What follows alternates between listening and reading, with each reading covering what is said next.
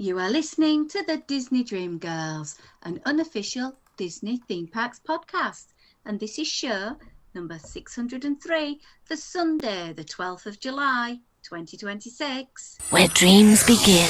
Hello and welcome to this week's Disney Dream Girls.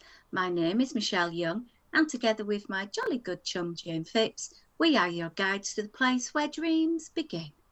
Hello there, Jayne. Hello there, Michelle. I think this week we are kind of embracing the whole Orlando Disney theme park aesthetic, because I think the temperatures that we have at the moment that we're recording on this afternoon are about the same, if not a little bit higher, than what Orlando is at the same time. Yeah, it's really weird, isn't it? That our temperature is just so redonkulously warm at the moment that we are struggling away and having lots of fun and games with it. But do you know what? If it was raining, we'd be whining. We would, yeah. I'm not moaning about it. I'm just passing comment on it. All I am saying, as of recording today, it's 33 days till I check into Pop Century. Woo-hoo. So technically, on day of release, because we're recording today on the 10th of July, which is the Friday, that on Sunday, when this is hitting the airwaves, it will be 31 days. Oh my word. I am starting to get a little bit excited. It's funny actually, because I mean, we don't embark on our vacation until a few weeks, obviously, after you get back from yours. But we were just passing comment the other day that we're starting to enter that zone of you'll be doing something, and then before you know it, you'll be thinking, oh, I really ought to go and get such and such for my vacation. And then all of a sudden you realise that you haven't actually gone and got whatever it was you said you were going to get, because the vacation is now upon you. It's always that like last rundown where you think, oh, I've got plenty of time to go and buy those essentials that I need. And then somehow you end up in this time warp, and that time just seems to disappear, and before you know it, vacation is upon you. And the best things about a Disney holiday is that you can spend so much time chatting, planning, organising, spreadsheeting, theorising, deliberating, getting excited about every element of the trip. And that's where my head is right now. But before we divert down a massive rabbit warren, how about looking at some on this day in Disney history? Oh, go on then, Michelle. What you got for me this week?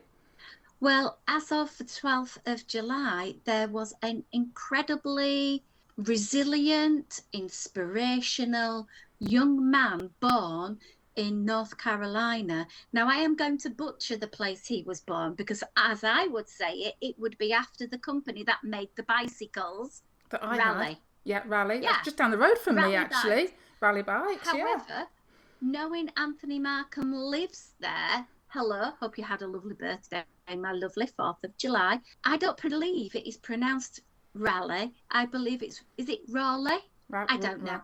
Yeah. Anthony, next time we have a chat, let's talk. But anyway, Jeff Galloway, who was a former American Olympian and the author of Galloway's book on running, he was born on this day. Sadly, he passed away, but he was a lifetime runner, and he has inspired many at the Run Disney events with his Galloway method on running. Yeah, I have to admit, when I had a little dabble, and it was only a little dabble in the world of running, I did do the Galloway method, the run-walk method, and it did make it easier for me. I don't run anymore, I just walk a lot. But yeah, if it's something you're interested in doing, I would strongly suggest looking up Mr. Galloway. Yeah. Film and television producer, screenwriter Brian Grazer was born in Los Angeles in California. Together with Ron Howard, they created the film Splash all the way back in 1984, and that was Touchstone Movies' very first release. And Grazier produced and co-wrote it. Wow. 1984, that was the year I left school. I was still at school. There'll be listeners that weren't even born there and saying, what's this Splash you're talking about? very, very talented person. Lots of Disney film credits, including Solo, A Star Wars Story from 2018. One of the films that I enjoy, which isn't part of the Disney sort of collection, is The Da Vinci Code and Angel and Demons. People will know him for Cat in the Hat, A Beautiful Mind, The Nutty Professor, one of my hubby's favourite films, Apollo 13. And yeah, fantastic. On this day in 1951. That's quite a breadth of movies to have to your name, isn't it? Very varied career. And basically, when I'm reading through all of those, it's like, wow. Yeah, what haven't you done? Yeah. Singer actress Melissa O'Neill was born on this day in 1988. She was born in Alberta, Canada. The only reason I'm mentioning this because it just struck a little bit of a chord with me, because I'm sure I saw on the news the other day that they are planning a humongous AI big sort of data thingy in Alberta, Canada, and I know it's not too far from where our Mr. Klamowska resides. Oh, okay. Interesting little connections that we make through our lovely friends in Disney. So, Jane, we have got a podcast, but before we have a podcast, we have news. News. What's on the news this week, Michelle? Eyes on the internet got me a little bit disappointed and sad this week. And the clue is in the name that Michael Reyes, aka Mr. Eyes, had published on his Instagram and a very long letter to his fans explaining that he is now going to be moving away from his projects he has been doing with Gideon's Bakehouse. And for me, as a collector of the menus, I am absolutely gutted, because I have a picture frame for 9 of the little menu postcards. I only have 6. So I figure I've got to go to eBay and purchase 3 I haven't got to finish it off, because he will no longer be producing artwork, not just for Gideon's, but on his own personal website as well. Yeah, so it's going to be interesting to see what he's planning on doing going forward. And his aesthetic, his style was obviously, has become so synonymous with Gideon's. It's going to be interesting to see what Gideon's do when they've exhausted whatever artwork he has provided for them, and how they're going to take it forward. On his letter, he says, so what's next? Well, I can't say too much just yet because I'm not entirely sure, but I can promise is a lot of new peepsels and maybe a surprise or 2. We shall see what the future bears. I wish him all the very, very best. Yeah. And I'm sure there are people all around the world today who are thankful for the art that he has created. So, yeah. And I can also appreciate, as somebody that is married to an artist, how there is often that desire to move away from what you've done for an awfully long time and just stretch your artistic talents and move into something new. And it could just be that maybe that's what he's wanting to do. Yeah. We are seeing in Walt Disney World RIP trash cans, because our much beloved favourite table are being removed to these dome-topped trash cans that have a solar panel on the top that power the internal mechanisms for this compactable trash can that they're replacing. It makes me quite sad that these domed trash cans will not be able to be the delightful table that I have enjoyed many a meal from the festivals on.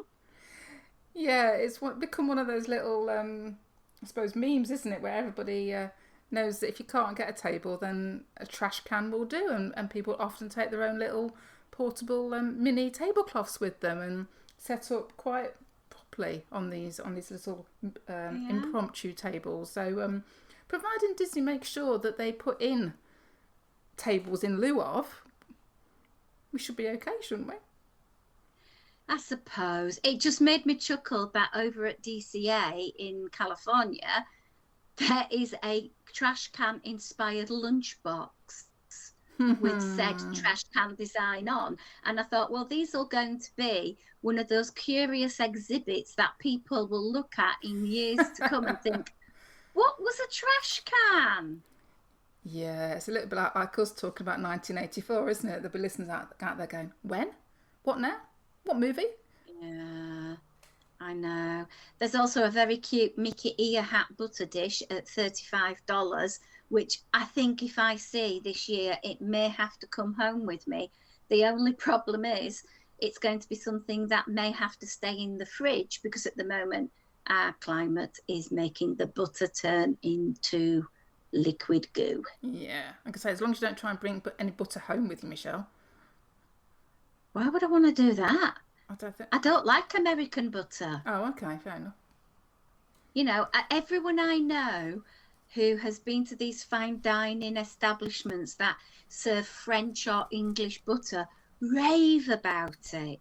So I love my British butter. You can't get a better bit of butter on your knife. True, I think that was the advert. It's something like that, yeah. Yeah, so I love a good bit of better, but yeah, shut up, Michelle.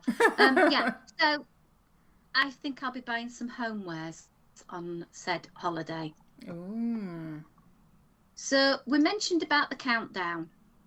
Yes. I need some help from our listening populace Ooh. with regards to attire. Attire? Oh, wardrobe.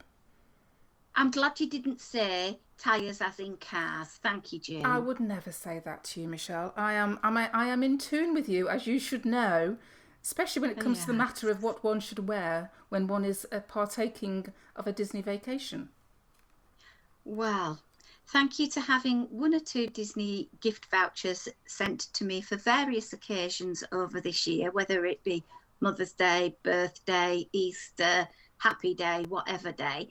I have decided to utilise said gift vouchers and have a meal on the Disney Wish at Enchanté. No, how wonderful. So for those of you who are not in the know, Enchanté is a restaurant by Chef Arnaud Lallemant, who is a 3-star Michelin chef.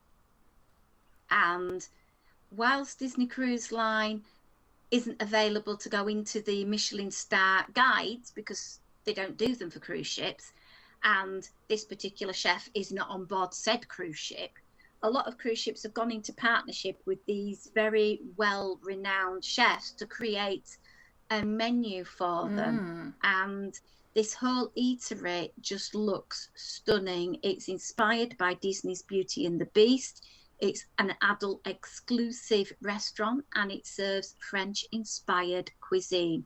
So the theming is on point, the food is on point, but what's causing the issue is the dress code. Okay. You dress beautifully, Michelle. Why is it causing you an issue? I don't know what to wear, Jayne, because we're on the Disney cruise for 4 nights. You are. So one of the nights we're eating at Paolo. Lovely. And I believe that is Pirate Night because I don't like the menus on Pirate Night. Okay, fair enough. So the other 3 nights were at the Marvel, the Arundel and 1923. So I didn't want to use an evening reservation. So I booked lunch, which you can do at Enchanté because I couldn't get Paolo brunch basically. Right. So it just seems very weird to me to be getting dressed to the nines at 12 o'clock in the afternoon. Now, this is our sea day. So I went to Disney's website to see if they can help me.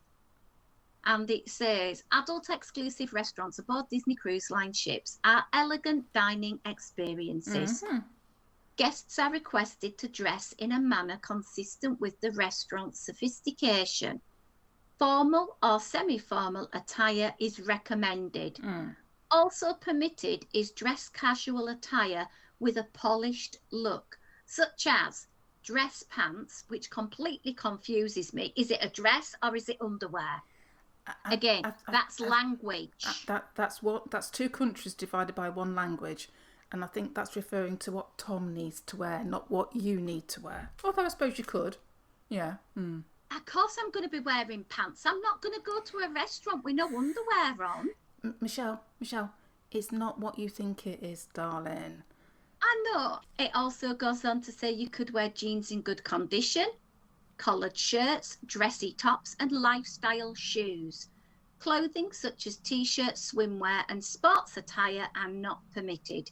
And I have seen people doing a bit of a foodie vlog and literally being turned away with shorts and being given a pair of trousers to borrow to wear.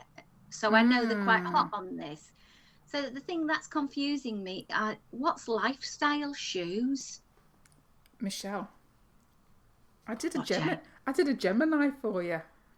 Did you? So did I. What did yours come up with? Oh, this is going to be interesting then. Did the two Geminis give the same answer to the potentially the same question? It says on mine, ask Jayne, because she already AI'd us. A lifestyle shoe, brackets, often called a lifestyle sneaker, close brackets, is a shoe designed for everyday casual wear rather than intense athletic performance. So when you're wearing these, Michelle, you're not allowed to run at 5,000 miles an hour. So I'm not going to do the Castaway Key 5K. No. While they frequently look like running, basketball or tennis shoes, they're usually made by athletic brands like Nike, or a bit of advertising there, so if we get any paid promotion please, Adidas or New Balance. Their internal engineering prioritises casual comfort, aesthetics and style over technical sports support. I'm just going to buy a pair of flip-flops. Yeah. I have lovely trainers with a bit of sparkle on. That's what I'd wear. So I'll do that. Or I have got my Primani deck shoes with a Mickey ears and the red bow. Yeah, why not? And then I can wear them in the theme park, because I don't want to be taking a pair of shoes all that way if I'm only going to wear them once, because it's taking up valuable real estate in the suitcase. Shall I tell you what I did once over, Michelle? Go on. We're digressing here. Now, I'd taken a little pair of black ballet pumps that got like a little bit of sparkle in them to wear with a dress and what have you. They were relatively old, didn't really wear them very often, and didn't like them when they were on my feet, but I wore them because I took them to go with a particular outfit. I actually left them on the ship in the rubbish bin because I didn't want them anymore. Well, what's the point of taking them home when I didn't want them? True. Anyway, after half an hour's digression about Shoegate, I think I've got my wardrobe sorted, and I will be wearing something upscale and zhuzhy and dealt with. Let's get on to the main bit, the main meat of our show. And one thing listeners will know, our lovely Disney Dream Girls family, is that we love to reminisce and think about all the lovely things that have been in the past and challenge yourself and sort of say, well, what have we learned from this said attraction? Had it come back in a different form?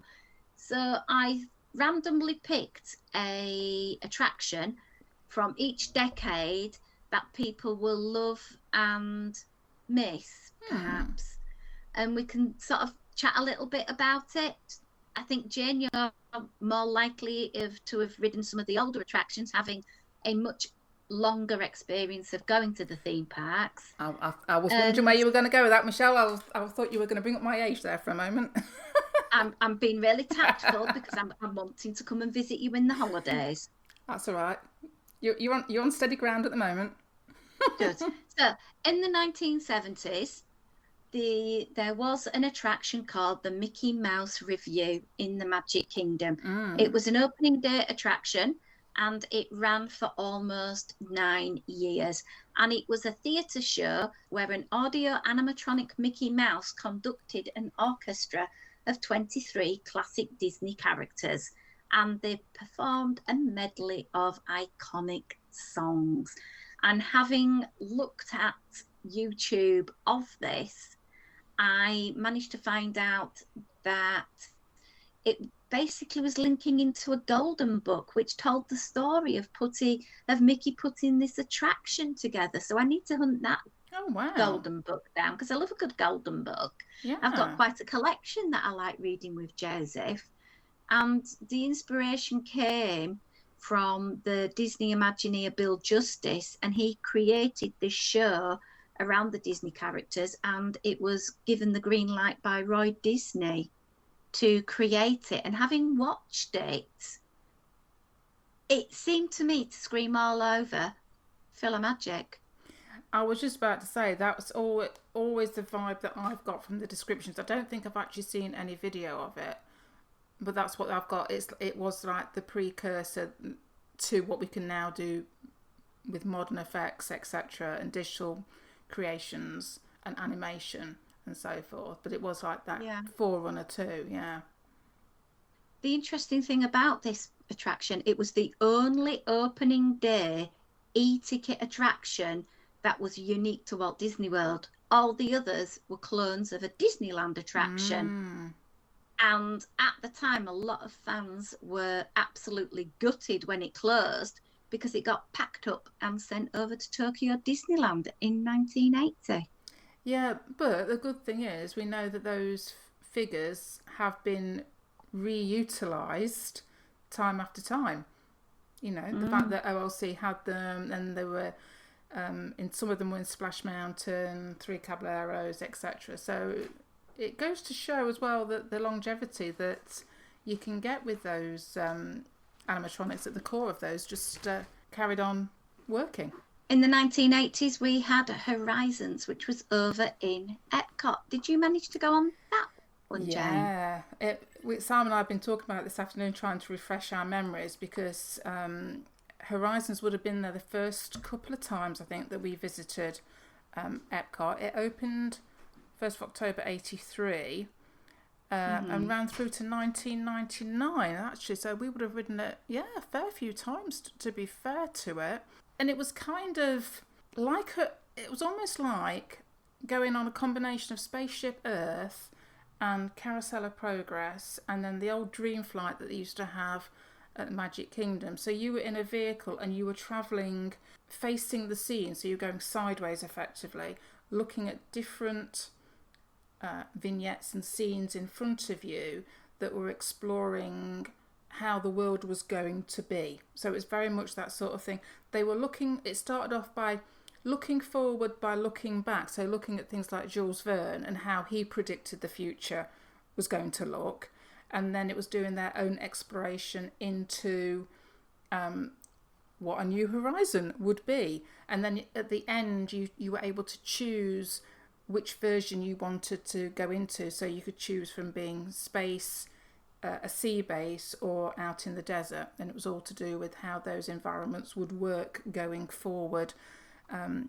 So it probably, as with a lot of things at Epcot, because it was trying to predict the future, and like we're seeing with Carousel of Progress, trying to predict the future is great at a certain point, and then technology caught up, and technology then has grown exponentially to the point that we can't now keep up with that sort of prediction, and which is obviously why Carousel of Progress is being revitalised, and obviously why this ride came to its end as well, because the things that they were predicting had either happened or it had become apparent that they were never going to happen, type of thing, that going to Mars or wherever was further away than we ever thought it could be. So but it played into very much the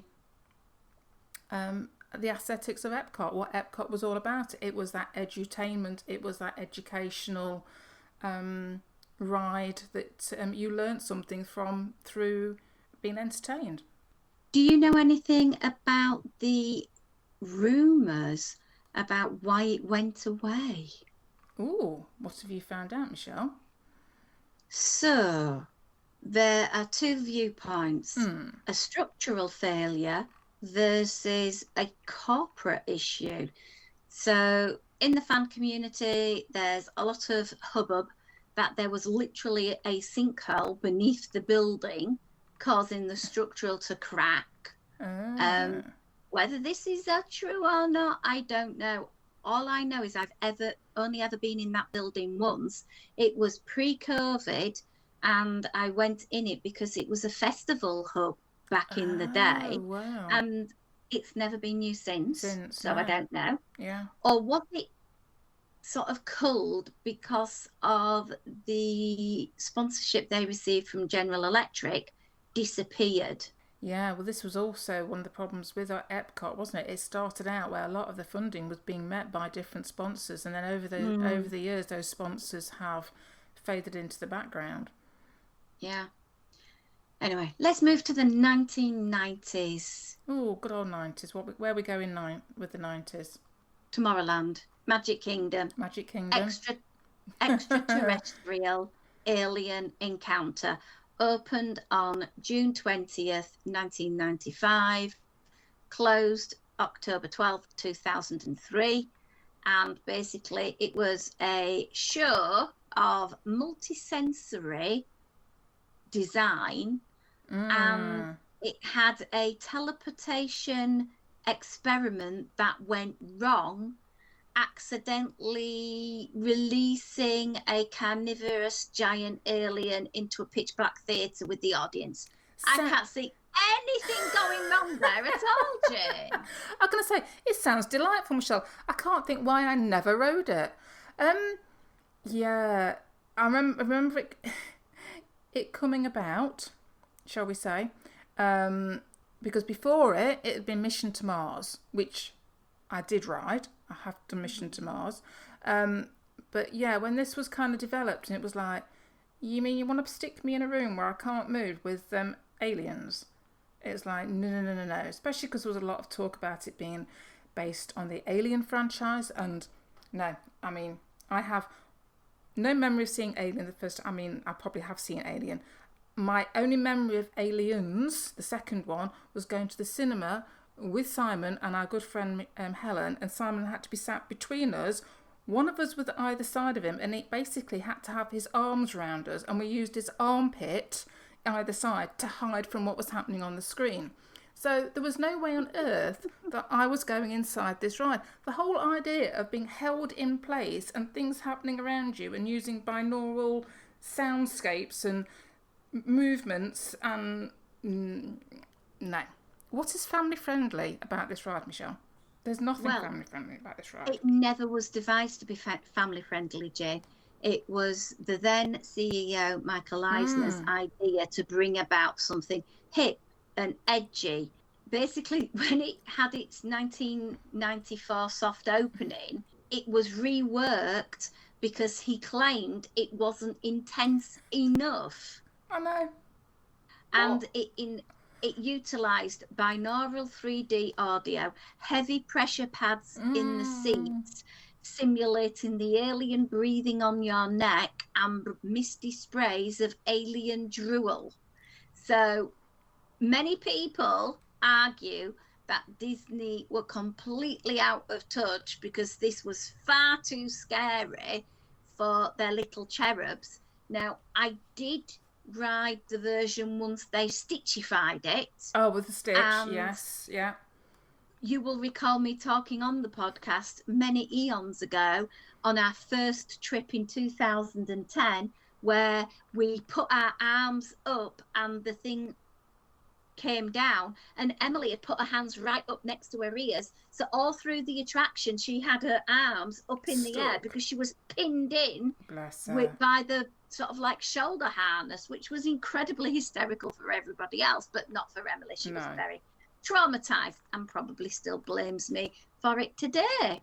I think the only thing I will say about this attraction is that space is there still. Yeah.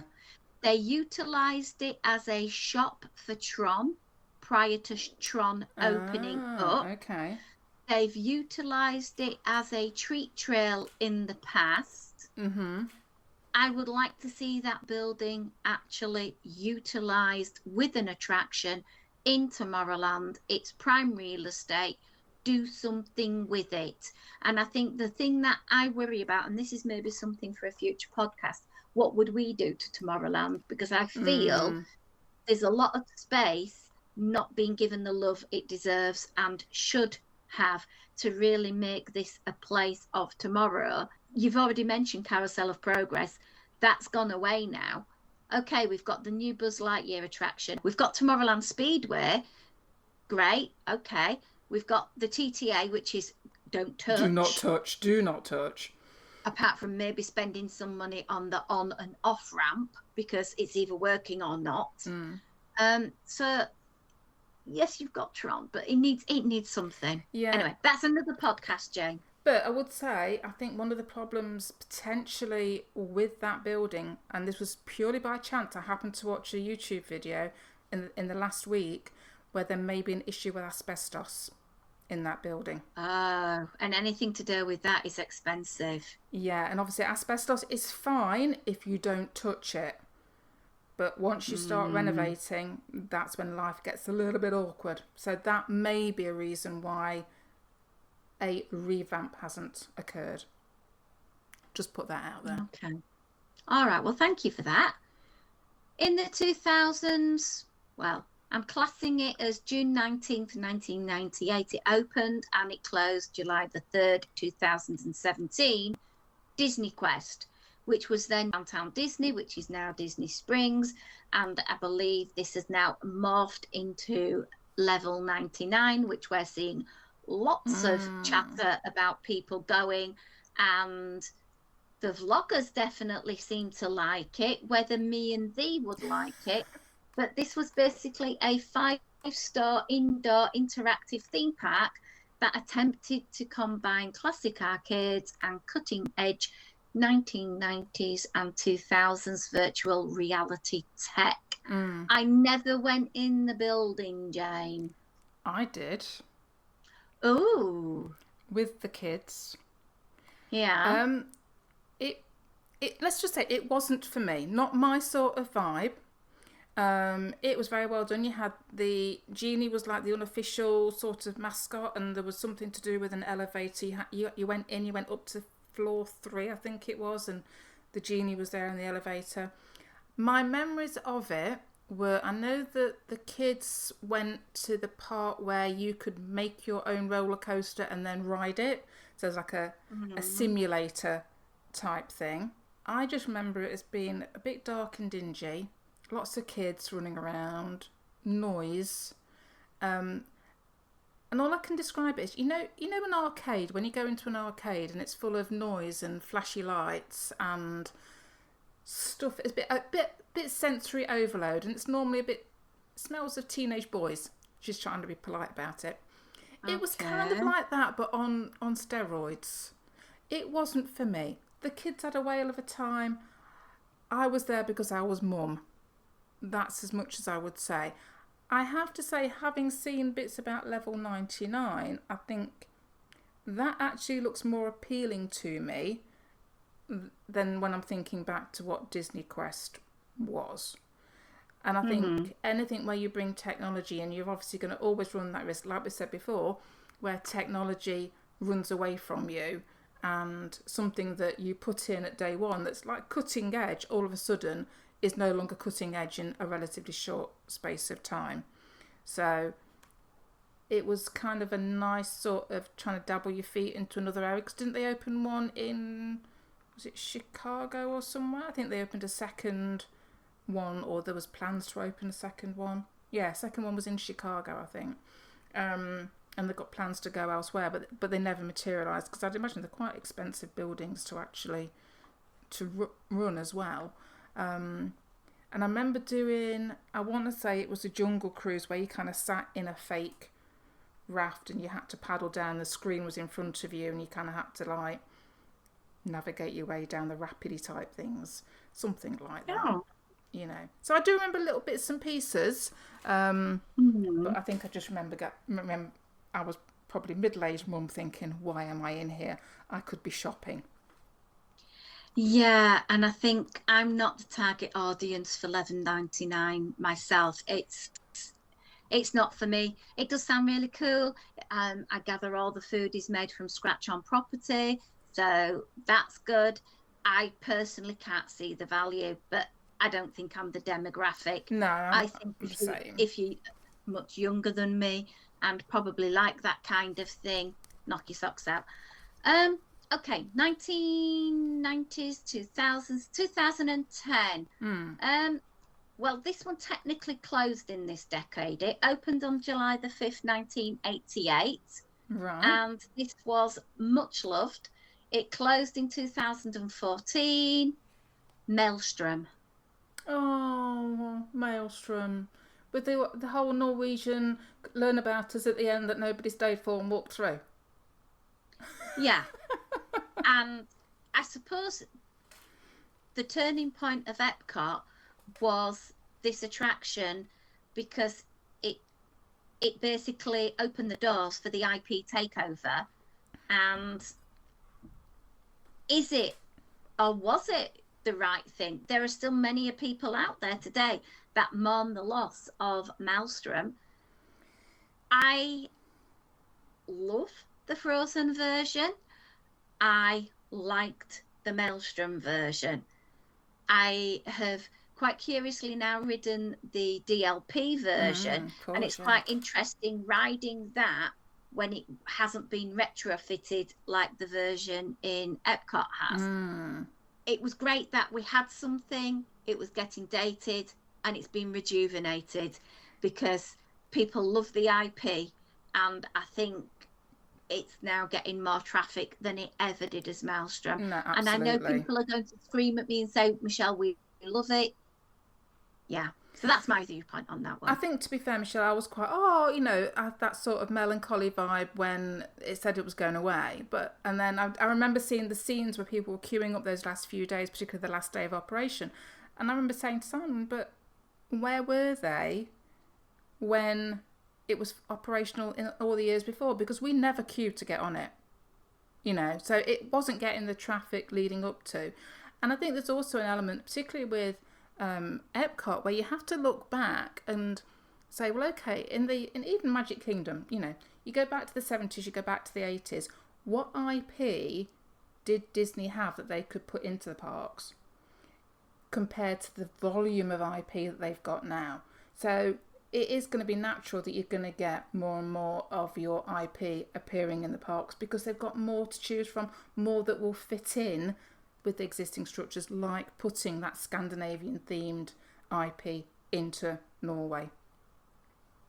My opinion. Yeah. Last one, we have an attraction that closed down in the 2020s, and it was originally opened on April 22nd, 1998 as Countdown to Extinction. It morphed over to Dinosaur and it closed on February 2nd, 2026. And it's basically that chaotic, pitch black, highly turbulent time rover. And it hops you back to the late Cretaceous period to rescue Iguanodon minutes before the world was going to end with an asteroid. And same track layout as Disneyland's Indiana Jones Adventure. In my opinion, that's the superior version. I felt Dinosaur was always a little bit too dark. Exactly. I feel it's quite loud, and the animatronics scared the bejeebus out of my kids when we took them on that. It basically signalled bye-bye Dino Land, which I think in some respects is sad because there is such a fascination with children, young children particularly, with dinosaurs. Yeah. And I think it's a shame that we are losing a land of dinosaurs to gain a stronger IP-based attraction. However, I am happy in a way that the attraction is going away because I didn't like that incarnation of it, so I'm torn with it. Yeah, no, I'm kind of in agreement with you, Michelle. It was like, I mean, we very fortunately got to ride it a number of times last year, more times than we ever thought we were going to ride it, because obviously that it's going to close now, kept happening. But yeah, I think we came off at one point and went, actually I could see what was happening, that was unusual. That was a comment that was made. It always was a very dark, rough, throwy around ride, so it'll be interesting to see how they're going to make it work with an Indiana Jones vibe, because obviously from what we've heard the track will be the same. Let's hope that they get their decorating and their presentation a little bit lighter so we can see actually what's going on. It is funny that it's one of those IPs, dinosaurs, that Disney haven't really gone down the avenue of exploring. I mean, there was The Good Dinosaur. Wasn't the biggest of hits. So it's, is that an area that they should be exploring? Because as you say, having worked with, very small children, there are certain aspects of play that kids are drawn to, no matter what their background is, and cars and dinosaurs, cowboys. There's these certain ones that will always come around, trains, princesses. There are that handful or so of distinct areas that kids will go to and want to play in, regardless of what they're seeing on the goggle box in front of them. And dinosaurs is one of them, like you've quite rightly said. Yeah. But we will find out more in the future when we get more of a hint of what is coming our way with the Encanto story. I suppose at one point I really do need to rewatch it and try to like it. I always get about 45 minutes in and somehow my mind wanders to other things and I end up getting bored. I have to say Encanto worked better for me the second time of watching it. So I think it is worth a watch if you can make it through, Michelle. Get plenty of coffee. Well, maybe what I do is over the weekend when I'm having some downtime is try it again. Yeah. I've got the summer holidays coming up, so perhaps that's a little task. Michelle needs to watch a few more Disney movies. I'm still waiting to get myself sorted to watch the live version of Lion King that came out the other year. I haven't got around to that yet. Crikey. Yep, I've got some serious sofa time in my future, Jane. And probably well deserved, Michelle, after you finish your academic year in a few days' time. Yippee! Right, so that is our walk through the decades on attractions that have closed. Did we miss off an attraction that you beloved and would like to talk about a bit more? I know when I was talking to my belovely co-host Jayne, she said, "Where's Mr. Toad?" I know Mr. Toad has closed, Jayne. Well, look, if I didn't mention it, Michelle, something would be wrong. You'd be worried. Well, I personally would love to see it being brought back to the Magic Kingdom, but in the form that it is in DLP, a fish and chip restaurant. Yeah, I think we've got dibs on that, and I think if Disney want to put that into the park, they need to pay us for it, because it was our idea. We did have a bit of a bulldozer on Winnie the Pooh, didn't we? And luckily we didn't get any hate mail, so I'm really happy about that. Win, win, win. Absolutely. So, as always, we want to thank our wonderful Patreon supporters, patreon.com/Disney Dream Girls. They get extra content from us. They get all sorts of extra benefits. Sometimes we can get the show out to them early. We can also get them extra bits and pieces from the park to say thank you for their support. We had fun and games last week with them talking about what we would do in the Magic Kingdom. So I hope they enjoyed that show. We also share our Disney life over at Diz Dream Girls on Instagram. And you can always email us info@disneydreamgirls.com. But until next time, it's a goodbye from me. And goodbye from me.